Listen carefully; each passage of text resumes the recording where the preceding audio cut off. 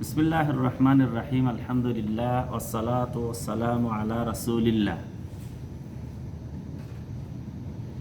আমরা আজকের যে বিষয়টি চয়ন করেছি তা হলো অনেক কিছুই অজানা, তবে জানতে হবে। আমরা অতি সাধারণ বিষয়গুলি অনেক আছে, সেগুলি আমাদের জানা নেই। সেগুলি থেকে আমরা কিছু আলোচনা করব। তো আজকের বিষয় একটি বিষয় না, কয়েকটি বিষয়। একটি হলো রোগীর সালাত। যারা অসুস্থ হয়ে বিছানায় আছেন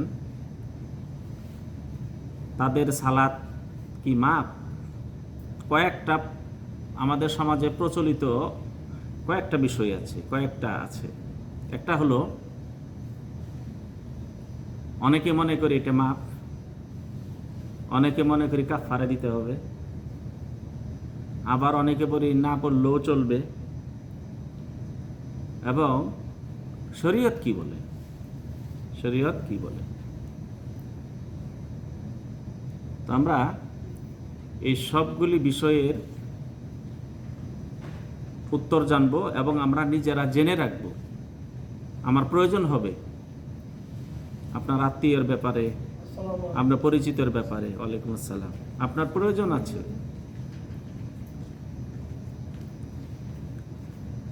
এক নম্বর,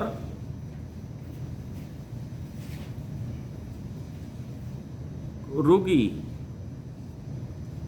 একজন রোগী, অনেক রকম রোগ হতে পারে। তার ভিতরে এক প্রকার রোগী হলো তার ফোঁটায় ফোঁটায় পেশাব করে। কি করে? ফোঁটায় ফোঁটায় পেশাব বের হয়। আরো একজন রোগী আছেন, যেই রোগীর পেশাবের জন্য একটা থলি ব্যবহার করা হয়। তো এই রকম আরো কিছু থাকতে পারে। এক নম্বর কি? ফোঁটায় ফোঁটায় পেশাব ব্যবহার করে। আর একজন থলি ব্যবহার করে। পেশাব নল লাগাই দিয়েছে, ফোঁটায় ফোঁটায় পড়ছে থলির ভিতরে, ব্যাগের ভিতরে। তো রোগী মনে করেন যে আমি তো পবিত্র হতেই পারছি না, আমার আবার সালাত কি? আপনি যখন কাউকে জিজ্ঞাসা করবেন তো উনি উত্তর এটাই দিবেন। শরীয়ত কি বলে? শরীয়ত হলো অনেকের পেট এমন খারাপ যে সবসময় বায়ু বের হইতেই থাকে, অথবা পায়খানার রাস্তা দিয়ে হালকা করে বেরোতেই থাকে, পেশাবের রাস্তা দিয়ে হালকা করে বেরোতেই থাকে। এই ব্যক্তির সালাত কি মাপ? না, সালাত আপনাকে আদায় করতেই হবে। তো পদ্ধতিটা কি? পদ্ধতি হলো প্রত্যেক সালাতের জন্য, প্রতি ওয়াক্তে সালাতের জন্য আপনি ওযু করবেন। প্রতি ওয়াক্ত সালাতের জন্য কি করবেন? ওযু করবেন।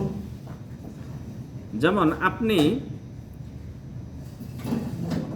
জোহরের সময় ওযু করেছেন, জোহরের আগে জোহরের সালাত আদায় করেছেন, ওযু এখনো আছে। আসরের সালাত আদায় করলে ওই ওযু দ্বারাই মাগরিব বা এশাও পড়তে পারেন। কিন্তু যিনি ওই রোগে অসুস্থ, ফোঁটায় ফোঁটায় পেশাব করে, অথবা পায়খানা সবসময় বেরিয়ে যায়, বায়ু সবসময় বেরিয়ে যায়, অথবা থলি লাগানো আছে, নল লাগানো আছে, এই ব্যক্তির জন্য প্রত্যেক সালাতের জন্য ওযু করতে হবে। অর্থাৎ জোহরের সালাতের জন্য জোহরের যেই ফরজ আছে, নফল আছে, সুন্নত আছে, সবগুলি পড়তে পারবে। কিন্তু আসরে যখন সালাত আসবে তখন আবার ওযু করতে হবে। কি করতে হবে? আবার ওযু করতে হবে। অনুরূপভাবে যার থলিতে পেশাব করছে, থলি আপনার সাথেই, থলি কি পাইপ লাগানো আপনার সাথেই, অথবা বারবার বায়ু বাড়াইতে আসছে না, সালাতের ভিতরও বাড়াইতেছে, সালাতের ভিতরে কি বায়ু বাড়াইতেছে, সালাতের ভিতর পেশাব পড়ছে, সালাতের ভিতরে পায়খানার কাছে কিছু পড়ছে, তার রূপ, তার জন্য ওইভাবে সে সালাত কি করবে? ধারাবাহিকতা বজায় রাখবে, সালাত শেষ করবে। কিন্তু যখন আবার জহরের সালাত বা মাগরিবের সালাত এখন সালাত আদায় করলো, এশার সালাতের জন্য নতুন করে ওযু করতে হবে। এই রোগীর এই বিধান, এই রোগীর কি এই বিধান। এরপরে রোগ ও অবস্থায়, এমন রোগ, এই রোগ না অন্য রোগ আছে, যাই অবস্থা, যাই অবস্থা, এই রোগীর জন্য সালাত কিভাবে, এই রোগীর সালাত কিভাবে? আমাদের সমাজে প্রচলিত আছে, আমাদের সমাজে কি আছে প্রচলিত, কি যে তার জন্য কাফারা দিতে হবে। ইমাম সাহেব সালাত আদায় করলেন, শেষ মসজিদের ইমাম সাহেব অথবা গুরুজন এসে জিজ্ঞাসা করে কয় ওয়াক্ত সালাত আদায় করেনি, এই কয় ওয়াক্ত, তাহলে আপনার কাফারা হয়েছে এত, এই কাফারা দিতে হবে। এই কাফারা এটা সামাজিক নিয়ম, সামাজিক শরীয়ত। ইসলামী শরীয়তে এই কাফারা নেই। কি নাই? ইসলামী শরীয়তে এই কাফারা নেই। ইসলামী শরীয়তে কি আছে? ইসলাম শরীয়তে হলো একজন মানুষ ওযু করে সালাত আদায় করবে। তার যদি গোসল ফরজ হয়, গোসল করেই সালাত আদায় করবে, গোসল করবে, তারপর ওযু করে সালাত আদায় করবে, এটাই নিয়ম। কিন্তু উনি যে কোনো কারণে পানি ব্যবহার করতে পারছেন না, পানি ব্যবহার করতে পারছেন না, অথবা গোসলের পানি নেই, ওযুর পানি আছে শুধু, গোসল হবে না, সালাত টাইম চলে আসছে, তাহলে গোসল না করে শুধু ওযু করে তিনি কি করবেন? সালাত আদায় করবেন। ওযুর পানিও নেই অথবা ব্যবহার করতে পারছে না, তায়াম্মুম করে কি করবেন? তিনি সালাত আদায় করবেন। দাঁড়িয়ে সালাত আদায় করতে হবে, ফরজ, কিন্তু দাঁড়ানোর তার সুযোগ নাই, দাঁড়াইতে পারছে না শারীরিক অক্ষমতার কারণে, যে কোনো কারণে, তাহলে তিনি বসে সালাত আদায় করবেন। কেমনে সালাত আদায় করবেন? বসে সালাত আদায় করবেন। এখন বসে যে সালাত আদায় করবেন, উনি সেজদা দিতে পারছেন না, সেজদা দিতে পারছেন না, তাহলে কিভাবে করবেন?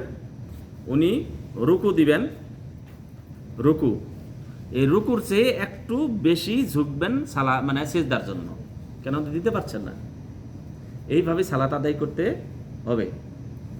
এখন বসে থেকে সালাত আদায় করার কোনো পদ্ধতি নেই, পারছেন না, উনি অক্ষমতা, ইনি শুয়ে থেকে কি করবেন? সালাত আদায় করবেন।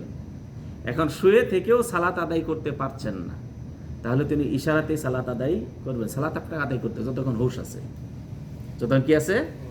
হুঁশ আছে, আপনাকে সালাত আদায় করতেই হবে। আপনাকে ক্যাবলামুখী হয়ে সালাত আদায় করতে হবে, কিন্তু ক্যাবলামুখী এক পরিস্থিতি আছে, আপনি খুঁজে পাচ্ছেন না ক্যাবলা কোন দিকে, এমন জায়গায় গেছেন, আপনি একটা চিন্তা করবেন যে এই দিকে হইতে পারে, তারপর সালাত আদায় করে নেবেন। কি করবেন? সালাত আদায় করে নেবেন। আপনার ওইরকম কাপড়ও নাই, কি ওইরকম কাপড়ও নেই, যা আছে তাই দিয়ে কি করবেন? সালাত আদায় করবেন। সালাত আপনাকে আদায় করতেই হবে। এখন একজন যখন রোগী শেষ সময়, তাকে সবচেয়ে বেশি উপকার যেটা আপনি করবেন সেটা হলো তাকে সালাত আদায় করাবেন। কি করবেন? তাকে সালাত আদায় করাবেন। হালকা করে করুক, যেইভাবেই করুক, চেয়ারে বসে করুক অথবা এমনি বসে করুক, যেইভাবে হোক, কি করবেন? আপনি সালাত তাকে আদায় করার জন্য আপনি সহযোগিতা করবেন। কি করবেন? সহযোগিতা করবেন। পানি ব্যবহার করতে পারছে না, মাটি আছে, মাটি দিয়ে তায়াম্মুম করে। এখন মাটিও নাই, এমন পরিস্থিতি আছে মাটিও পাচ্ছেন না, আপনি পানিও পাচ্ছেন না, অথবা পানি আছে ব্যবহার করতে পারছেন কিন্তু মাটি নেই, ওই অবস্থাতেই আপনি সালাত আদায় করবেন। ওই অবস্থায় কি করবেন? সালাত আদায় করবেন। এমন পরিস্থিতি হয়েছে, নদীতে নৌকা ডুবে গেছে, কাপড় চোপড় সব চলে গেছে, ওই অবস্থাতেই আপনি সালাত আদায় করবেন। ওই অবস্থাতে কি করবেন? সালাত আপনাকে আদায় করতেই হবে। তো একজন রোগী যখন বেশি অসুস্থ, তিনি দাঁড়াইতে পারছেন না, বসতে পারছেন না, কি করতে পারছেন না? দাঁড়াতেও পারছেন না, বসতেও পারছেন না, তাকে সালাত আদায় করতে হবে শোয়া অবস্থায়, অথবা হাতও নাড়াইতে পারছেন না, ইশারাতেই তাকে সালাত রাকাত ঠিক রেখে সালাত আদায় করতে হবে। এমনও লোক আছে যে সূরা ফাতিহা মুখস্থ করতে পারে না, ইখলাস মুখস্থ করতে পারে না, কিছুই মুখস্থ করতে পারে না, তাকে রাকাত ঠিক রেখে বিসমিল্লাহ, আল্লাহু আকবার, সুবহানাল্লাহ, আলহামদুলিল্লাহ এগুলি পড়েই তাকে সালাত আদায় করতে হবে। এটাই হলো সালাত। এর নাম কি? সালাত। কেননা সালাত এমন একটি আবাদত, সমস্ত আবাদত জিবরিলের মাধ্যমে দুনিয়াতে ফরজ করা হয়েছে। সালাত একটি আবাদত, যে আবাদত আল্লাহ রাব্বুল আলামিন মেহমান করে নিয়ে মেরাজের রাত্রিতে সরাসরি আল্লাহর সাথে কথা, নবী সাল্লাল্লাহু আলাইহি ওয়াসাল্লাম কথা বলে এই সালাত কি করেছেন? ফরজ করেছেন। এই জন্য তো একজন মানুষ যখন সালাতে দাঁড়ায়, সালাতে দাঁড়িয়ে যখন সূরাতুল ফাতিহার আয়াত পাঠ করে, আল্লাহ তাআলা সঙ্গে সঙ্গে সেই আয়াতের জবাব দিয়ে থাকেন। এমনকি আল্লাহ রাব্বুল আলামিন শেষের দিকে বলেন, এটা বান্দা এবং আমার মাঝে একটা বন্ধন, এবং সূরা যখন শেষ হয়ে যায় তখন আল্লাহ তাআলা বলেন, এখন আমার বান্দা যা চাইবো তার চাওয়ার পালা। বান্দার কি? চাওয়ার পালা। সে চাইবো, আমি তাকে দান করব। এই জন্য রাসূলুল্লাহ সাল্লাল্লাহু আলাইহি ওয়াসাল্লাম বলছেন, ইমাম যখন ওয়ালাদ-দাল্লিন পাঠ করে, অন্য হাদিস আসছে, ইমাম যখন ওয়ালাদ-দাল্লিন পাঠ করার পরে যখন আমিন বলে, তখন তোমরা আমিন বলো। কেননা সেই সময়কালে ফেরেশতারাও আমিন বলে, মান ওয়াফাকা তামিনাহু তামিনাল মালাইকা গুফিরা লাহু মা তাকাদ্দামা মিন যামবিহি।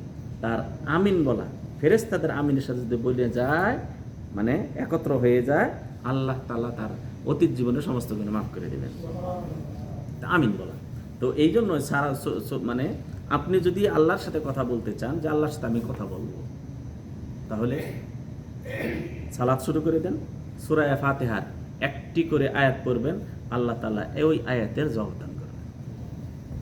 এই জন্য আমরা যতই বিপদে থাকি না কেন, সালাতে, রাসূল সাল্লাল্লাহু আলাইহি সাল্লাম যখন কোনো কঠিন কাজ আসতো, রাসূল সাল্লাল্লাহু আলাইহি সাল্লাম সালাতে মনোনিবেশ করতেন।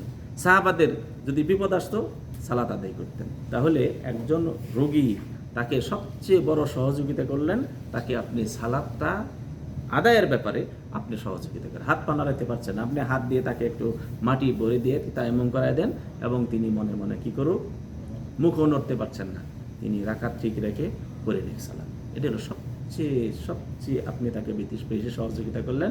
আর এই মুমূর্ষু রোগীকে সবচেয়ে আরও একটা সহযোগিতা, সেটা হলো কি? তালকিন করা। কি করা?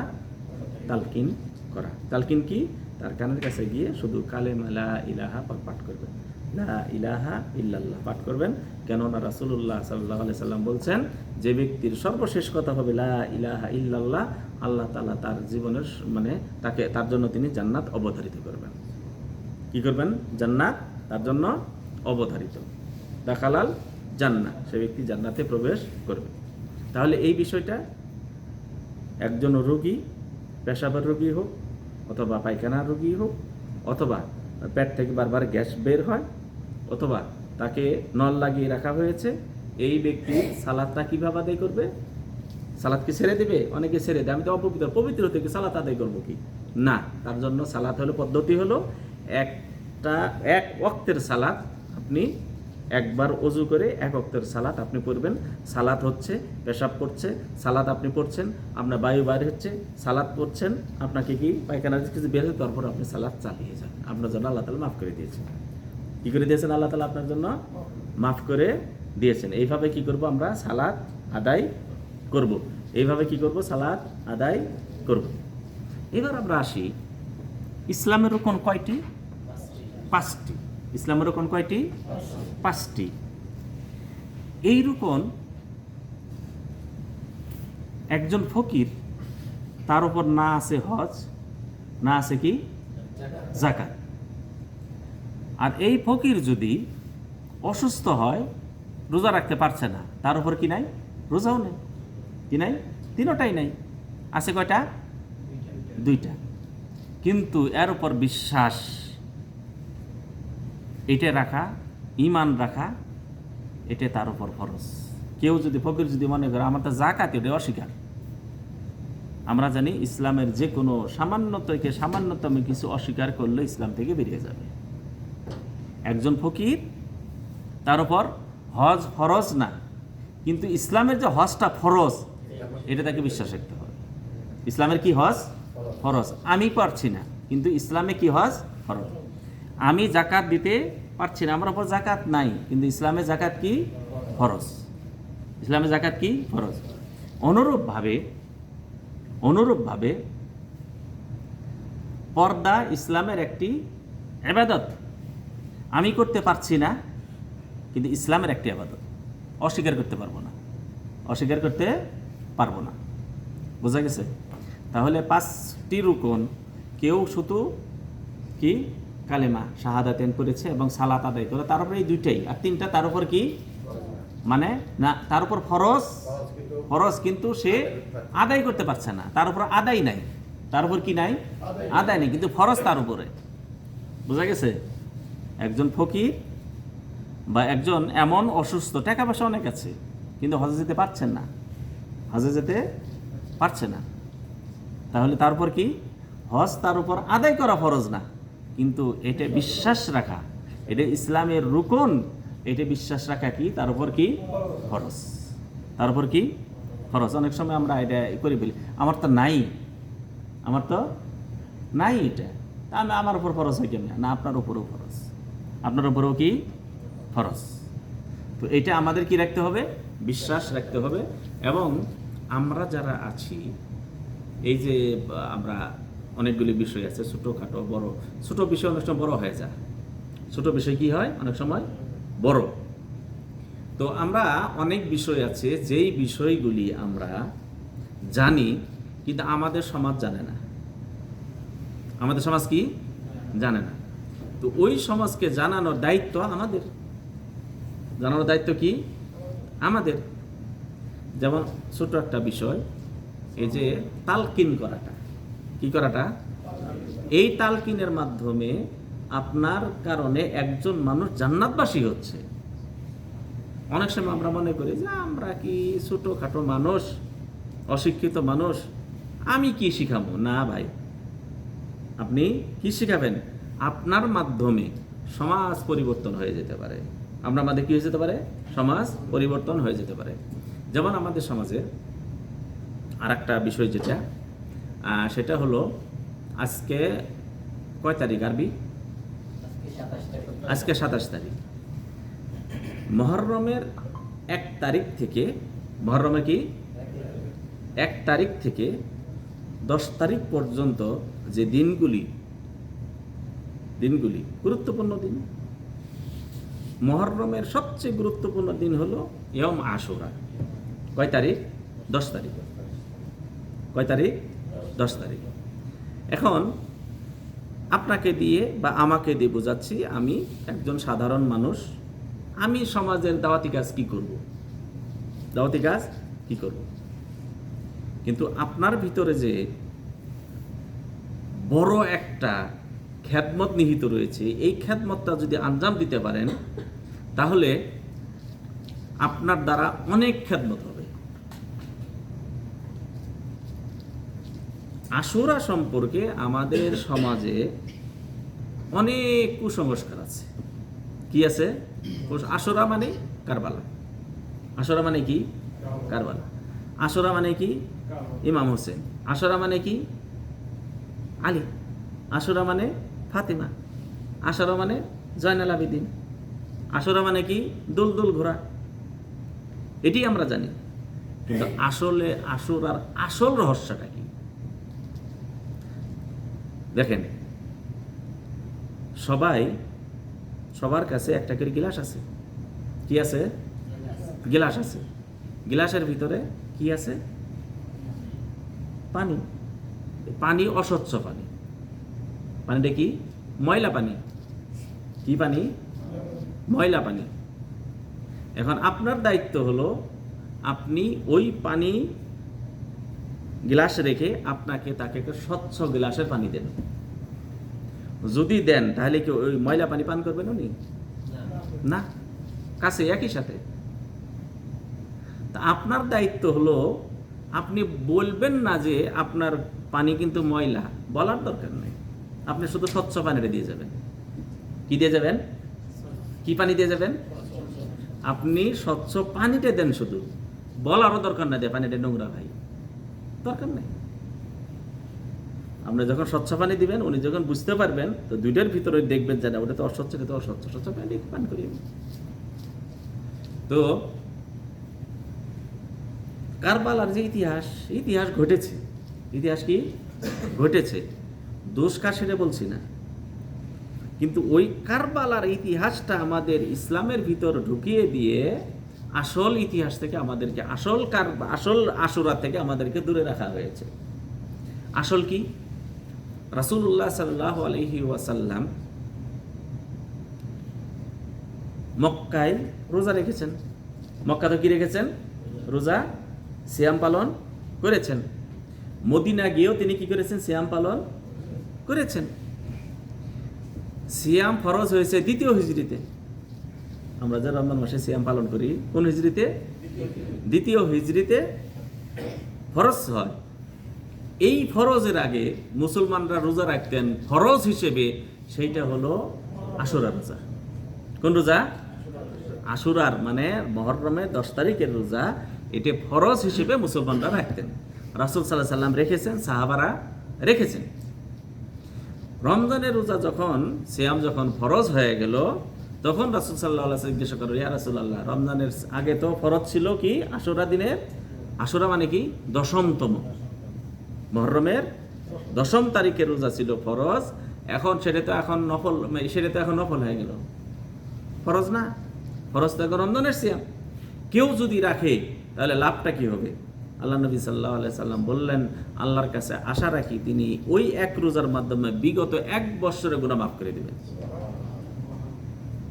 বোঝা গেছে? 1 নম্বর হলো তিনি ফরজ হিসেবে রাখতেন, মুসলমানরা ফরজ হিসেবে রাখতেন। 2 নম্বর হলো কেউ যদি রাখে তাহলে আল্লাহ তাআলা তার 1 বছরের গুনার কাফারা করে দিবেন। 2। 3 নম্বর হলো রাসূলুল্লাহ সাল্লাল্লাহু আলাইহি ওয়াসাল্লাম যখন মদিনায় গেলেন, যাওয়ার পর দেখেন যে ইহুদিরা এই দিনকে রোজা রাখে, আশুরার দিনে রোজা রাখে।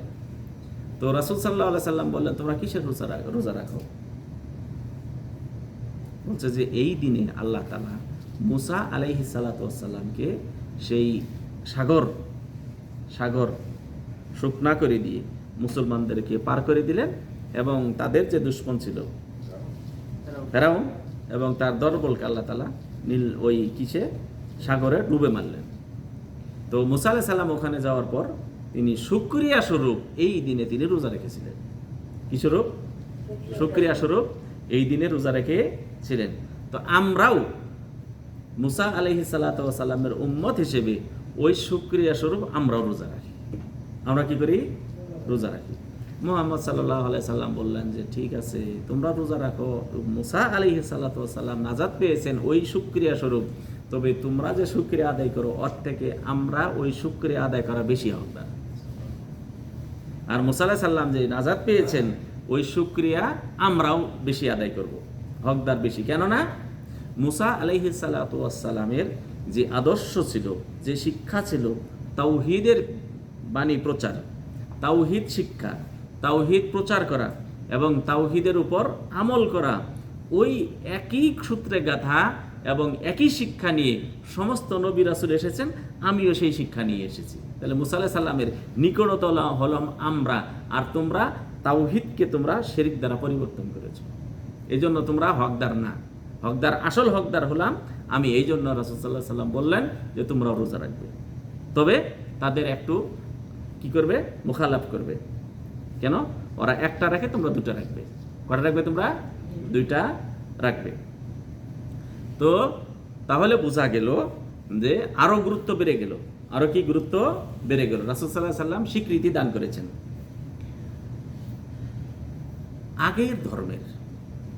আগের ধর্মের আমল অথবা শিক্ষা, ওই শিক্ষা বা আমল বা তাদের যে ইতিহাস, তাদের কর্তৃক আমল বা তাদের কর্তৃক যে কি বলে কিতাবে যেগুলি লেখা আছে তাদের, বা তারা আমল করে আসছে, এইটা যদি রাসূল সাল্লাল্লাহু আলাইহি ওয়াসাল্লাম স্বীকৃতি দান করেন, তাহলে সেটা কি ইসলামেরই, সেটা কি বিধান, সেটা কি ইসলামেরই বিধান। আর যদি স্বীকৃতি না দান করেন, তাহলে ইসলামের বিধান না। তাহলে রাসূল সাল্লাল্লাহু আলাইহি ওয়াসাল্লাম তাদের যে ওই সালাতের ব্যাপারে, ওই সিয়ামের ব্যাপারে ইসলাম আবার স্বীকৃতি দান করেছে। তাহলে কয় কারণে আমরা রোজা রাখবো? এক নম্বর হলো ফরজ হিসেবে মুসলমানরা রাখতেন। দুই নম্বর কি? মুসা আলাইহিস সালাম। তিন নম্বর হলো রাসূলুল্লাহ সাল্লাল্লাহু আলাইহি ওয়াসাল্লাম তার ফজিলত বর্ণনা করেছে, একদিনে আল্লাহ তাআলা বিগত এক বছরের গুনার কাফফারা করে দিবেন। এই কারণে কি করব? আমরা এই দিনে রোজা রাখবো, সিয়াম পালন করব। তাহলে সমাজে যে কুসংস্কার আছে, আপনি যে স্বচ্ছ পানি গিলাসটা কেমনে দিবেন? স্বচ্ছ পানির গিলাসটা কেমনে দিবেন? এক নম্বর হলো আপনি আপনার মসজিদের ইমামকে আপনি এই যে তিনটে কারণ বললেন, আরও কারণ ইমাম সাহেবের কাছে থাকতে পারে, আপনার কাছে থাকতে পারে, বলবেন যে এই কারণে আমরা এই আশুরার সিয়াম আমরা পালন করব, এতে এই ফজিলত রয়েছে। এক নম্বর। দুই নম্বর হলো আপনি নিজেই প্রচার করলেন যে এই দিনে রোজা যদি রাখি, সিয়াম যদি পালন করি, আল্লাহ তাআলা এক বছরের গুনার কাফফারা করে দেন। তাহলে বিশেষ করে মহিলারা কিন্তু রোজার পাগল, মহিলারা কি রোজার পাগল। রোজার ফজিলত শুনলে তারা বেশি বেশি রাখেন, তারা রোজা রাখলেন। এরপরে আপনি মসজিদে বললেন যে আপনি পারছেন না, কিন্তু আপনি এমন সহযোগিতা করলেন, এমন পন্থা করলেন যে মানুষ এই ইফতারের ব্যবস্থা করলো। কিসের ব্যবস্থা? ইফতারের ব্যবস্থা করলো মসজিদে, অথবা আপনার বাড়িতে, অথবা পাশের বাড়িতে যারা এগুলি মানেই না, একবারে শুধু বেদাত নিয়েই আছে এই আশুরা সম্পর্কে, তাদের বাড়িতে যে ইফতার দিবেন। কিসের ইফতার? যেটা তো আশুরার রোজার ইফতার, আশুরার সিয়ামের কি ইফতার। তাহলে এটা যখন বলবেন, তাহলে কি হবে? তাহলে কি হবে? তারা এই সিয়াম সম্পর্কে অবগত হবে, তারাও সিয়াম পালন করবে। তারা কি করবে? সিয়াম পালন করবে। এখন আপনি যদি স্বচ্ছ পানি দিলে, তারা কিন্তু অস্বচ্ছ পানি পান করবে না। তো আপনি যদি আজকের দিনকে এই দিনটা সুন্নত পন্থা অনুযায়ী তাদেরকে মাশগুল রাখতে পারেন, ব্যস্ত রাখতে পারেন, তো বেদাত করার সময় পাবে কোথায়? বেদাত করার সময় পাবে কোথায়? বুঝা গেছে? তাহলে আমরা এইভাবে কি করব? তাদেরকে আমরা ব্যস্ত রাখবো। কি করব? এইভাবে আমরা কি করব? ব্যস্ত রাখবো। আব্দুল্লাহ খাবানের যান, আরো দুজন যান খাবানের। তো এইভাবে কি করব? আমরা আমরা আসল সুন্নতকে আমরা সেখানে রাখতে পারি, তাহলে সেখানে ভেজাল সুন্নত যেগুলো আছে সেগুলি কি বিলুপ্ত। ভেজাল সুন্নত কি বুঝেন? যেটা সুন্নত না, সুন্নত নামে কি প্রচলিত আছে। বুঝা গেছে? তো তাহলে আমরা এবার আর কয়দিন বাকি আছে, নিজে সিয়াম পালন করব, নিজে কি করব? সিয়াম পালন করব। এবং এই মাসের যে ফজিলত, রাসূল সাল্লাল্লাহু আলাইহি ওয়াসাল্লাম বলছেন, এটা হলো আল্লাহর মাস। কি মাস? কার মাস? আল্লাহর মাস। তো সবই আল্লাহর মাস না? হ্যাঁ, কিন্তু এটাকে এখানে খাস বললেন, আর আলাদা একটা সম্মান ফজিলত রয়েছে। এই মাসের কি আলাদা একটা ফজিলত রয়েছে। এই জন্য এই মাসকে আল্লাহ তাআলা বলছে শাহরুল্লাহ আল মুহাররম। বুঝা গেছে? মসজিদ সবই আল্লাহর ঘর, কিন্তু বাইতুল্লাহ কোনটাকে বলি? কাবা শরীফ। কারণটা কি? কারণ হলো তার আলাদা ফজিলত রয়েছে। এখান থেকে একটা বুঝি, আল্লাহ তাআলা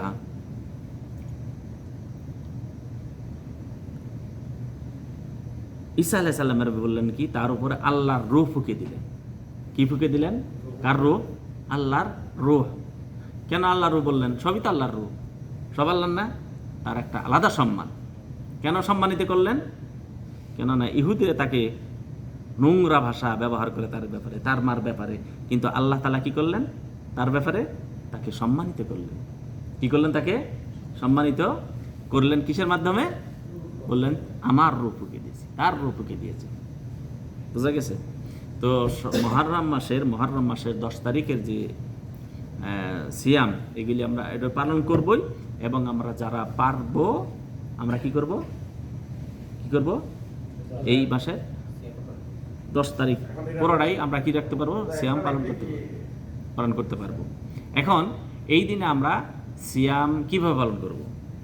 সবচেয়ে উত্তম যেটা সেটা হলো 9 তারিখ 10 তারিখ। কয় তারিখ? 9 তারিখ 10 তারিখ, অথবা 10 তারিখ 11 তারিখ, অথবা 9, 10, 11। কেউ বলছেন যে 3টা রেখে এটি উত্তম বলছেন, কেউ বলছেন 9, 10। কেন? রাসূল সাল্লাল্লাহু আলাইহি ওয়াসাল্লাম বলছেন যে আমি যদি আগামী বছর বেঁচে থাকি তাহলে 9 তারিখের রোজা রাখবো। রাসূলের আমলের সাথে তার ইচ্ছার সাথে বনে গেল তার 9, 10 এটি হলো উত্তম। এখন 9, 10, 11 কেউ বলছে না 3টা হলো এটি উত্তম। এখন আপনার যেভাবে রাখেন সারা আপনি কি করতে পারেন, 1 থেকে 10 তারিখ পর্যন্ত রাখলেন, তারপরও রাখতে পারেন।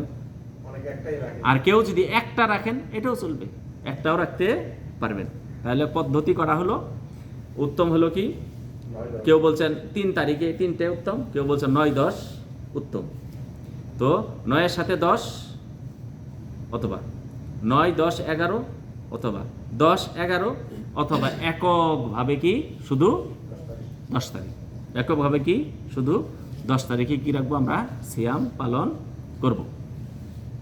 তো আমরা যদি আমাদের দেশে এই মহররম সম্পর্কে অনেক কিছুই হয়, ঢোল বাজানো, তারপরে লাঠি বাড়ি খেলা, মানে ওখানে যুদ্ধ হয়েছে না, লাঠিতে যুদ্ধ করে তারা।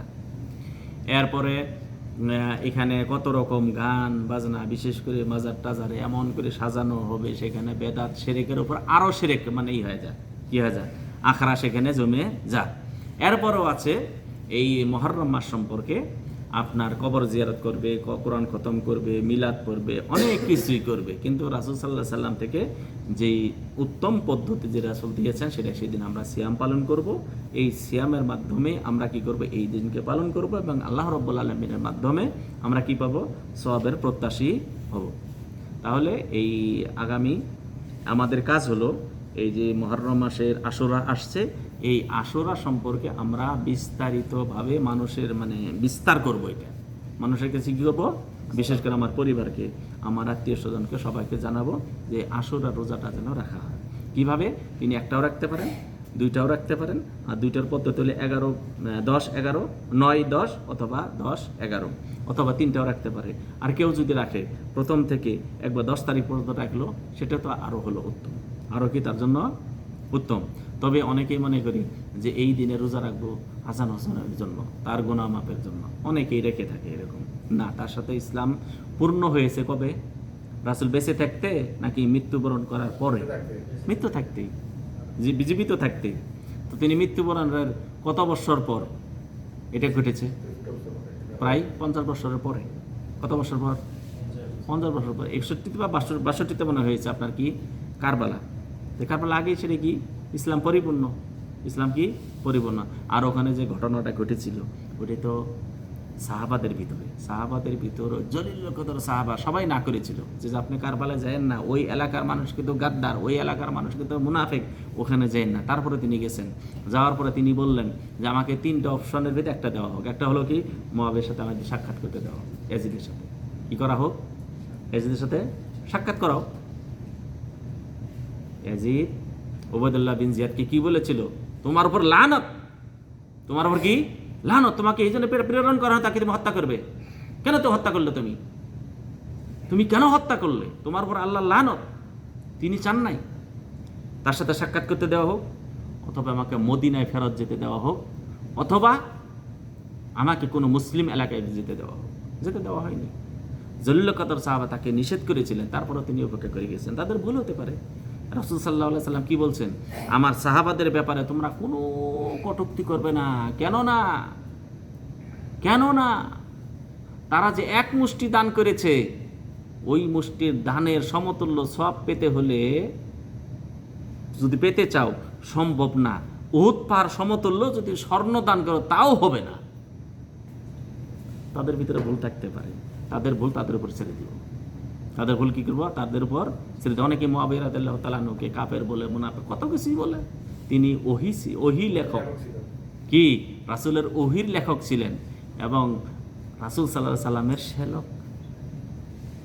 বোঝা গেছে তো?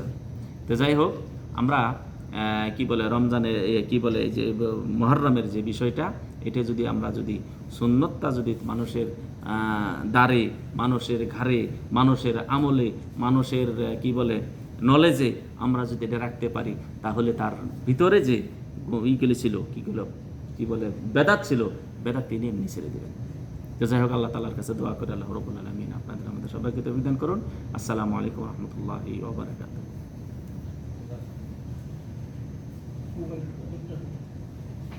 এটা একটু বন্ধ করতে হবে কেমনে।